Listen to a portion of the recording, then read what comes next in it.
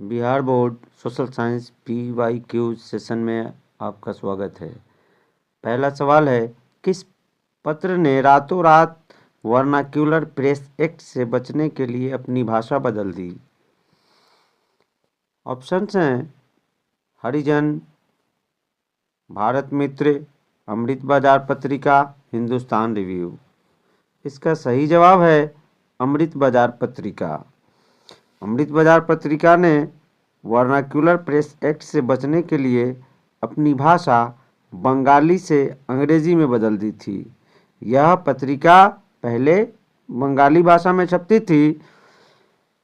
1878 में viceroy Lord Liton ने एक एक्ट पारित किया था जिसमें भारतीय भाषाओं में छपने वाले अखबारों पर नियंत्रण लगा दिया था। इसलिए अमृत बाजार पत्रिका ने अपनी भाषा बंगाली से बदलकर अंग्रेजी कर ली थी।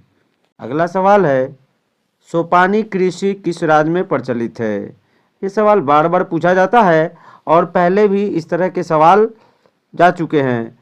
ऑप्शंस हैं हरियाणा, पंजाब, बिहार, उत्तराखंड। तो इसका सही जवाब है उत्तराखंड।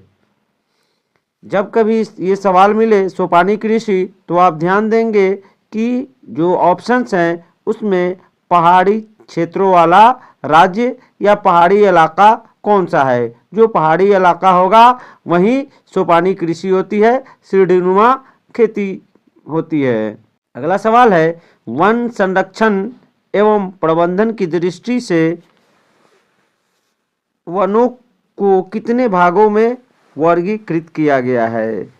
ये सवाल है कि वन संरक्षण एवं प्रबंधन की दृष्टि से, तो वन संरक्षण एवं प्रबंधन की दृष्टि से वनों को 3 वर्गों में वर्गीकृत किया गया है। सही उत्तर होगा 3। अगला सवाल है, एक NGO की वानिकी रिपोर्ट के अनुसार 1948 ईस्वी में विश्व में कितने हेक्टेयर भूमि पर वन का विस्तार था? ऑप्शन है 600 crore hectare, 400 crore hectare, 800 crore hectare, 500 crore hectare. इसका सही जवाब है 400 करोड़ हेक्टेयर। अगला सवाल है, 1 टन इस्पात बनाने में कितने मैंगनीज का उपयोग होता है?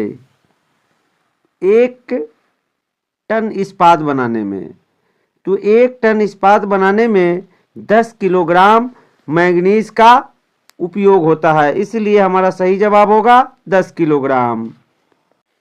कोयले का सर्वोत्तम प्रकार कौन सा है? कोयले का सर्वोत्तम प्रकार एंथ्रासाइट है। इसमें कार्बन की मात्रा सर्वाधिक है, इसलिए यह सबसे अच्छा प्रकार माना जाता है। पाइराइट किस प्रकार का खनिज है? इसका सही जवाब है धात्विक खनिज। किसने कहा था मुद्रण ईश्वर की दी गई महानतम देन है, सबसे बड़ा तोहफा? ये मार्टिन लूथर ने कहा था।